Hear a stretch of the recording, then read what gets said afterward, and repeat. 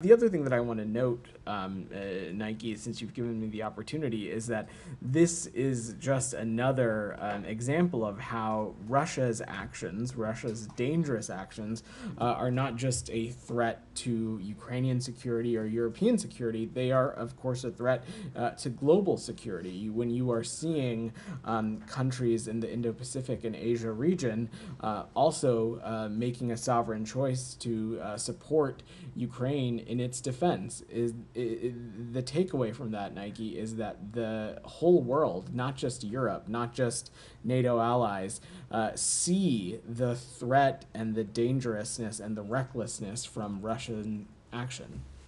South Korea, Jenny. sorry. South Korea government also you. said it will consider sending military intelligence personnel to Ukraine to help assess the battlefield tactics. I just wouldn't have anything to offer on that. I would let the ROK speak to that, and of course these are ultimately sovereign decisions for them. Jenny, go ahead. Thank you. Yeah. Same topic in the North Korean's military troops. At the House Intelligence Committee, Chairman Mike Turner sent a letter to President Biden requesting a briefing on the North Korean military deployment. He also said that the United States and the NATO allies should respond immediately as the situation is serious. What is the State Department's response to this? So first of all, certainly I'm not going to get into the weeds on congressional correspondence. What I can say is that in both chambers, both the House and Senate, we have an important and close working relationship, and we of course will continue to consult and engage with them appropriately. And in the context of these reportings, as we're as Leon asked about reports of DPRK soldiers being sent to fight alongside Russian forces, we are continuing to look into that, continuing to assess what's happening, and we're most importantly going to continue to consult with allies and partners on the implications of such a dramatic move. And I have no doubt that when we say consulting with allies and partners, part of that of course means consulting with NATO allies. Secondly, the South Korean government summoned the Russian ambassador to South Korea and requested the immediate withdrawal of North Korean troops from Russia. It also announced that it would respond together with the international community. How does the United States agree to this, and what are the US's own countermeasures? So look, this is ultimately, I will let the Republic of Korea speak to its own diplomatic engagements and the engagements that it might have with countries in which it has a bilateral relationship. But I think what we are seeing in practice and what we're seeing as action is countries making it very clear that it can no longer be business as usual with the Russian Federation, and that we are seeing time and time again them taking reckless and destabilizing actions, them infringing on Ukrainian territorial integrity and sovereignty, which, as I just said to Nike, is of course not just a threat to Ukrainian security and European security, but it is of course increasingly of concern to countries in other parts of the world as well. In this example, the Republic of Korea. Alex, thank you. Just to press you a little bit more on Leon's question, the British government, your I-5 ally, yesterday said that it's highly likely, quote unquote, that North Korea is sending troops for Russia to fight in Ukraine. Are you telling us that they know something that you might not know? Alex, I am saying that there is a process in place, and there are, it is the United States, we want to be incredibly intentional and deliberate about how we talk about things publicly, and when we're able to be in a place to talk about things confidently and with a certain assertion. I won't speak to what processes in other countries have in place. In the case of the United Kingdom, we noted and saw their statement during the UNSCR session on Ukraine, and I'd refer you to His Majesty's government for the UK's assessment. But as I said yesterday and just now, we are going to continue to consult with allies and partners on the implications of this and whether this ends up being accurate. And we, of course, will continue to make our own assessments and look in to this as well. In the meantime, we do see some progress in your definition of this. You said dangerous yesterday, today you used reckless action. Would that be an escalation if true? I'm not going to categorize it one way or the other, Alex. What we have seen, of course, is Russia's increasingly collaboration with a variety of malign actors. We have seen it earlier in this conflict, in the closening of relationships that we have seen as it relates to Russia and Iran. And if these, of course, reports are true, it would indicate a dangerous and reckless and a closening of relationships between Russia and the DPRK, something that would certainly not be what I would call a stabilizing factor for the immediate Indo-Pacific region, but also broader global security as well. Please come back to me later on. Sure. Thanks. Nick, go ahead. Of course. I want to ask about the intel leak on potential Israeli response plans to Iran. Some Republicans yesterday and today are criticizing administration officials for saying they're deeply concerned but otherwise not taking this seriously enough. What's your response to that?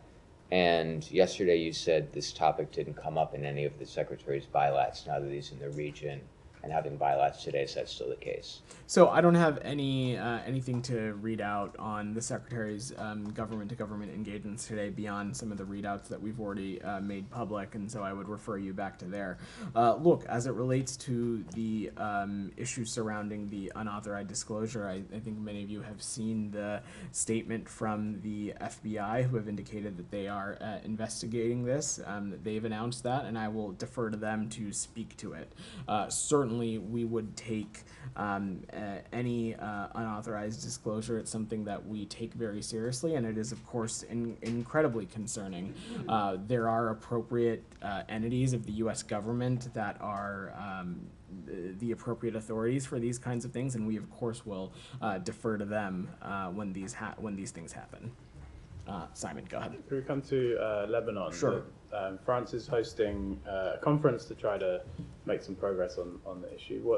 Does the US sort of support the French initiative to hold this conference, and what are you hoping will be agreed there? Well, look, we of course are always eager and to engage with partners on important issues, including what is currently happening in Lebanon. We will have representation at this conference. We'll hopefully be in a place to announce that in the next day or so, so stay tuned on that. But look, when it comes to the Middle East, France has been a vital partner in continuing to marshal support for, in the context of Gaza, of course, trying to get us to a ceasefire. And similarly, we know that they share our goal as it relates to Lebanon for creating the conditions that will allow civilians on both sides of the blue line to return to their homes. And we know that they also would like to see 1701 effectively implemented. I have no doubt that a lot of these things will be talked about, as well as ways in which participant countries in this conference can continue to support humanitarian efforts in Lebanon as well. I expect all of this to be discussed, but I don't want to get ahead of the conference. You mentioned the U.S. participation, but it hasn't been announced as part of the Secretary's travel. So do you expect? I don't have any announcements to offer as it relates to the Secretary's travel. The Secretary, we expect, will be in the Middle East region, as we've been talking about this whole week. But we will have participation at a senior level at the conference. Okay, so if you don't send the Secretary, doesn't that sort of signal some lesser support for this initiative? Not at all. We will have senior level representation, and I will say that this is something that the Secretary himself will continue to be personally engaged on. He's certainly talking about the issues surrounding Lebanon while he is on his travel. He is talking about it with important counterparts and interlocutors, and whatever our representation ends up looking like in Paris, we of course will be very latched up with the totality of the department. And again, I think we kind of get into this back and forth of whether just simply present somewhere indicates any kind of prioritization, and that certainly is not the case. This is a priority for the Secretary. The Secretary is on travel in other parts of the world right now, but this is a vital issue to him, and we will make sure that there is senior level representation from the United States at it. And if the other countries there, specifically France, would like to see a ceasefire, your position, as most recently, seems to be that you're not calling for an immediate ceasefire. So, is this administration out of line with European allies particularly, but allies who would like to see this conflict come to an end? Look, Simon, I will let European allies speak for themselves, but we know that there's a convergence between us and our European allies on what we all want to see, and what we all want to see ultimately is the effective implementation of 1701, but more importantly, the conditions created so that civilians can return to their homes on both sides of the blue line. And perhaps even broader than that, we want to see the country of Lebanon be able to stand on its own 2 feet out of the stranglehold from Hezbollah. I am not going to speculate on what proposals and ideas may come from the conference. I think that's the purpose of these kinds of engagements, to have these important conversations in multilateral settings, and we'll let that process move forward. Jenny, go ahead. I want to ask about the Israeli strike near a hospital in southern Beirut. Does the U.S. have comment on this strike that killed more than a dozen people and left dozens more injured? So I've seen that reporting, Jenny. I don't have any specifics that I can offer as it relates to that operation. We, of course, will let the IDF and the Israelis speak to the kinds of operations that they are conducting. But look, we have been as clear as we have been that when it comes to operations that the IDF is undertaking to degrade Hezbollah, which we, of course, support, that every possible measure needs to be taken to minimize impact on civilians, to minimize civilian casualties, and that one step beyond that, every possible measure needs to be taken so that civilian infrastructure, whether it be hospitals, schools, anything in that category, that impact on that needs to be minimized as well. We have asked the Israelis for additional information as it relates to this particular strike, but I don't have anything to offer as it relates to that. I think let's also not lose sight on the fact that Hezbollah is a terrorist organization that does have deep-rooted infrastructure in various corners of Lebanese society, and part of that has included Hezbollah co-locating itself with civilian infrastructure. Again, as it relates to this particular hospital, I don't have any insight that I can offer from up here, but this is something we'll continue to engage on directly with the Israelis. Will the U.S. conduct its own investigation into whether every possible measure was taken here to protect civilians? Broadly speaking, Jenny, we have measures and levers and processes in place to ensure that international humanitarian law was abided by, that civilian harm was minimized in whatever way possible. I certainly wouldn't speak to that in these settings, and we would not necessarily open our own investigation at this point. Has there been any investigations into whether Israeli measures in Lebanon or Gaza have taken every possible measure to protect wouldn't speak civilians? to ongoing or deliberative processes. Can you say whether any of those have wrapped up? We have talked about the tools that the United States has at its disposal to do this work. Basically since the onset of October 7th. I know this group is quite familiar with them, whether they be CHURG, whether it be the Leahy process, whether it be the conventional arms transfer policy, and various other things. All of those are active, ongoing things that the United States continue to have at its disposal to assess circumstances around any country in which we have a security relationship with. And that, of course, is going to continue and will always be effective implementers of U.S. law. Leon, I'll pass. Okay. Can I just ask quickly one more? Yeah. Did the Secretary get any commitments from the Israeli government today that they would increase humanitarian aid to northern Gaza after the letter last week? The Secretary in his readout, which I know you all saw, was pretty clear in his readout that there are still many things and many progress markers that we need to see as it relates to the flow of humanitarian aid. I don't have any specific commitments to outline beyond what was in the readout. I asked because the Israelis don't make any mention of it in their own readout of that meeting. Well, look, I'm not a spokesperson for them. I'm a spokesperson for the U.S. government, and it is something that the Secretary has placed significant emphasis on, both in the letter from earlier in the month, the letter from April, but also the consistency at which the Secretary has raised humanitarian aid. And the Secretary made very clear that there are continued areas where we need to see market improvement. Michelle, and then I'll come to you, Said. Michelle, go ahead. Yeah, thank you. Yeah. Does the U.S. still consider the UN Security Council Resolution 1701 as the only solution for the war between Israel and Hezbollah? We certainly do, and I know that there's been a lot of interest in 1701 over the past couple of days, and perhaps a little bit of misunderstanding in how. Or misinterpretation in how it's being discussed. So let me just be unequivocally clear. What we want to see is the effective implementation of 1701. We think that it is vital and it can help create the conditions that will ultimately allow civilians on both sides of the blue line to return home. The Secretary has been clear about that. I know, Michelle, you always like to ask about what Special Envoy Hochstein has been up to. It's something he has been very clear about in his travels and in his engagements as well. The Secretary reiterated that with the Prime Minister, as you saw in the readout that the travel team just put out, and it's something that we will continue to stress.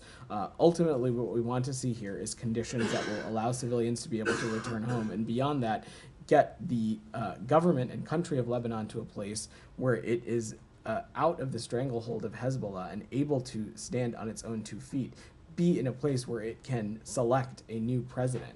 All of these things we have been unequivocally consistent and clear about. But if the parties in the past, as Amos Hochstein said in Beirut, failed to implement the 1701, what will make them or will force them to implement it this time? So I'm just not going to speculate, Michelle, on what might or might not happen. What I am offering you is what our perspective has been and what we think is a credible and clear solution that is a step in the right direction, and we think that is the effective implementation of 1701. And finally, Congressman Lahoud and Isa sent a letter to the president asking them to put pressure and sanctions on the Speaker of the House, Nabil Berri, to elect a new president. Are you considering such move? So certainly would not, first, again, just would not get into the details of our congressional correspondence. We engage with members of both the House and Senate pretty regularly, and certainly am not in a place to preview or get into what actions we may or may not be considering. But when we talk about what we want to see for the future of Lebanon, selecting a president is, of course, at the top of that list. We want to see a president that is reflective of the will of the Lebanese people, and we want to see a government that is free from the stranglehold of Hezbollah.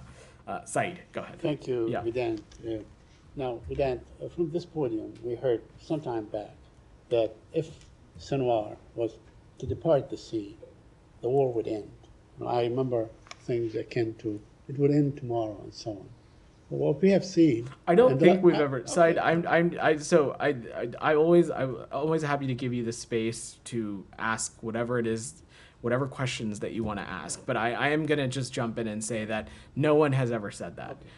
What we were talking about was that Mr. Sinwar had a choice to make as it relates to the ceasefire proposal that had been on the table, and that he time and time again chose not to accept what has been on the proposal. We never said that if he were to die or be killed, that all of a sudden would mean that the conflict would end. What this means, and what we said on Thursday, and what the Secretary stressed in his meetings with Israeli counterparts today, is that this is a new opportunity.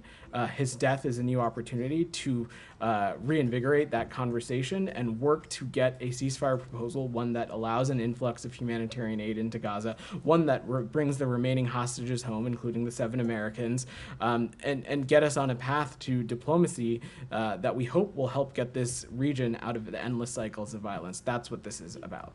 fair enough.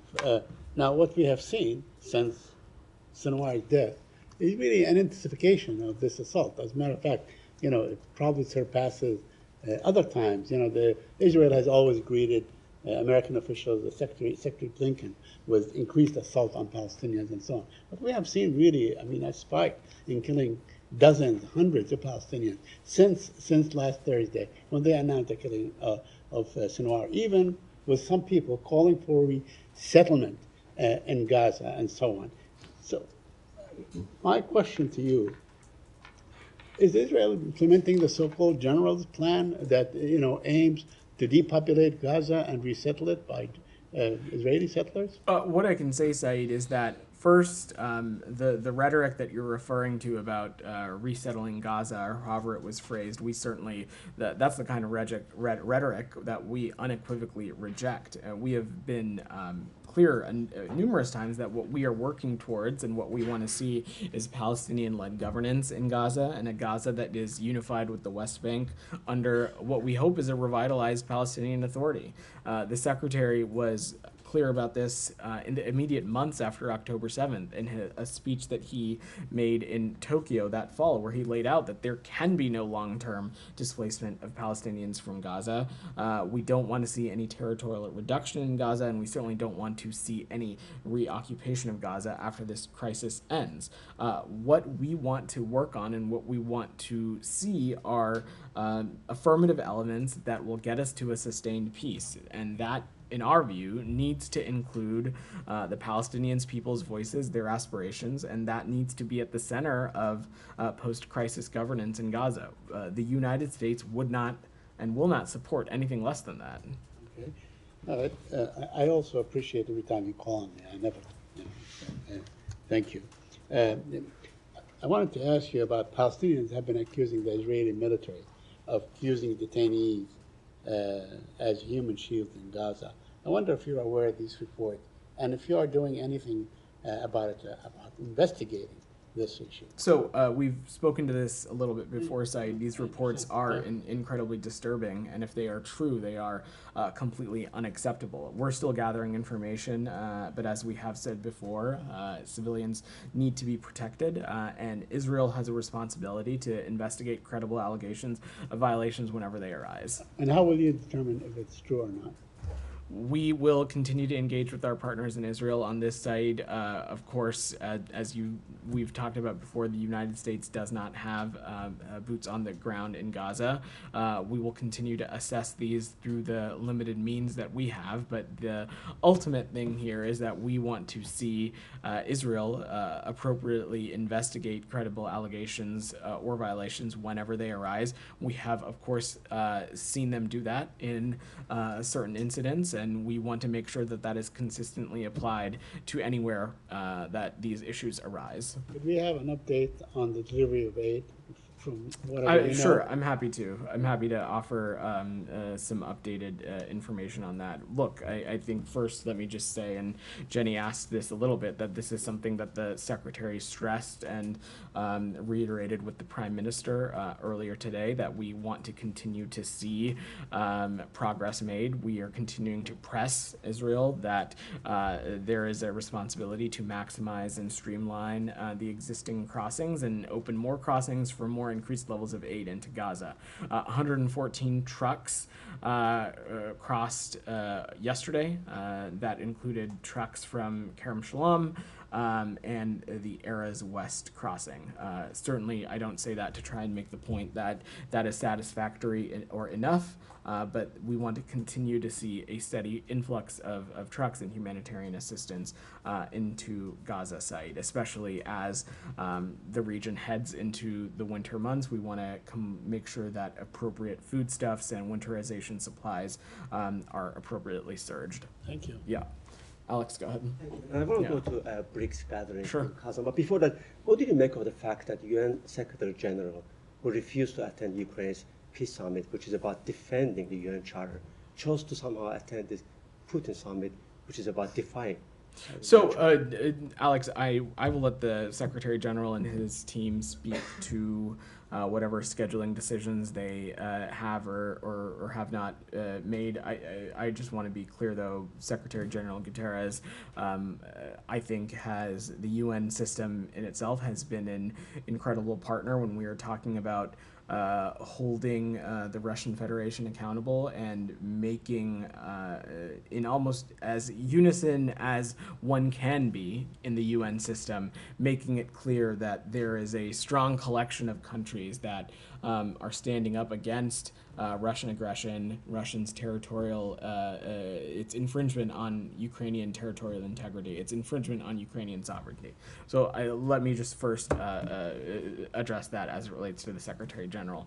On the BRICS summit broadly, Alex, we believe all countries are sovereign countries, and they have their own choice and make their own choices about the countries and groupings in which that they associate. What the United States is focused on and the approach that we bring to all of the foreign policy and the diplomacy that we conduct is that we are focused on working with partners around the world to build the broadest and deepest coalitions possible to help achieve our shared goals. We want to enhance the value proposition of what the United States can bring to the table. And we want to work with countries through investments in the kinds of things that we know these kinds of countries are looking for. And we are looking to sharpen and deepen and broaden our partnerships in that way. And of course, the multilateral institutions, whether it be the UN, G20, groupings like APEC or ASEAN, are of course important and vital avenues for us to do that. And that's why you have seen the Secretary place an emphasis on continuing to engage with those countries. And look, as it relates to the specific makeup of BRICS, we're going to continue to work and have a strong positive relationship with Brazil, with South Africa, with India. We work bilaterally with those countries in a number of key areas, that we frankly think are going to continue to define the 21st century. When it comes to China, our goal and our intent is to continue to manage that relationship and manage that relationship responsibly, manage our competition with China responsibly. That is what we know that the rest of the world expects of superpowers. And lastly, as it relates to Russia, we will continue to push back on Russian aggression and make clear to any country on the planet that it can no longer be business as usual with the Russian Federation. As you know, there's some newcomers in the room. You know, Azerbaijan is one of them. Kazakhstan was punished for not joining. But Turkey, Turkish presence among the participants. Does the department have any view of your NATO partners' BRICS membership bid? No, this is an issue for our Turkish partners to speak to. Turkey is an important and vital NATO ally, and as I said at the beginning, we believe that countries are able to chart their own foreign policy and choose whatever countries and groupings in which they associate. And finally, for me, Vedant, speaking of Turkey, Turkish Parliament today, the government has reintroduced a law called "quote-unquote" agent of influence, which is another copycat of Russian foreign influence law, foreign agent law. Do you have any position on that? I'm not very familiar with that, Alex, but I'm happy to check with the team and see if we can get something back for you. Go ahead. Thank you, Vedant. Pakistani Prime Minister Shehbaz Sharif has made an appeal to President Biden for the release of Dr. Afif Siddiqui, who is in U.S. prison for attempting to kill American officials in Afghanistan. How would you respond to that request? So first, I certainly wouldn't get into private diplomatic communications, and on the case itself, I would refer to the Department of Justice to speak to any inquiries regarding Dr. Siddiqui's incarceration. Sure. Police in southern Pakistan have shot at a doctor accused of blasphemy, and it's not just killing. After he was killed, a violent mob dragged out his dead body from a car and burnt it to death in front of his family. How much are you concerned about the rise of religious extremism in Pakistan? We uniformly oppose blasphemy laws everywhere in the world, and that, of course, includes in Pakistan. We believe that these laws jeopardize the exercise of human rights and fundamental freedoms, including the freedom of expression and the freedom of religion or belief. We regularly raise these concerns with countries around the world, including, of course, Pakistan. So last question. Media reports suggest that the United States has communicated to the Indian government that it seeks meaningful accountability regarding the alleged murder plot of a Sikh activist in New York. Could you confirm if that kind of message sent to India, or what was their response? So to take a step back, there was valuable engagement with India's inquiry committee last week, and information was exchanged between our two governments to further our respective investigations. We understand that the Indian inquiry committee will continue its investigation, and we expect to see further steps based on last week's conversations. We continue to expect and want to see accountability based on the results of that investigation, and certainly the United States won't be fully satisfied until there is meaningful accountability resulting from that investigation. Beyond that, I'm just not going to address this in further detail, given that this is an issue that is active and remains under investigation and ongoing under both of our countries. Go ahead. Thank you very much, Vedant. Just two questions, sir. Today, this one senator resigned from Pakistan Senate.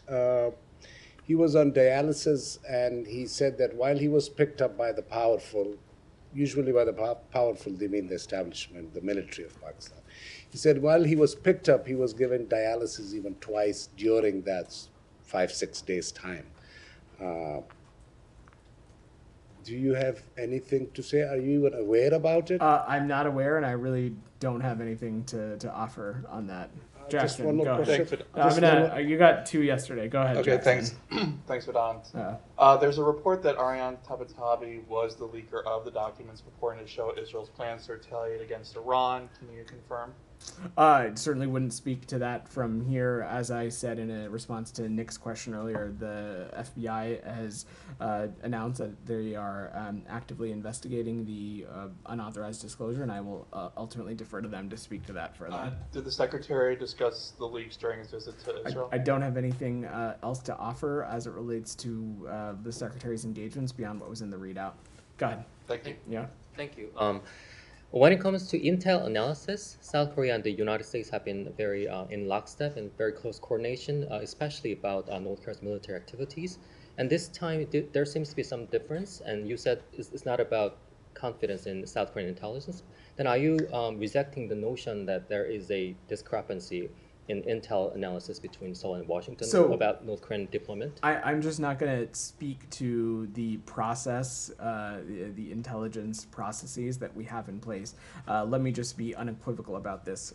When it comes to the Indo-Pacific, when it comes to our priorities around the world, our relationship with the Republic of Korea is one of the most vital and one of our most consequential and important relationships. They are a partner in a number of key areas, especially when it comes to our broader and ultimate goal of seeing peace and stability across the Indo-Pacific.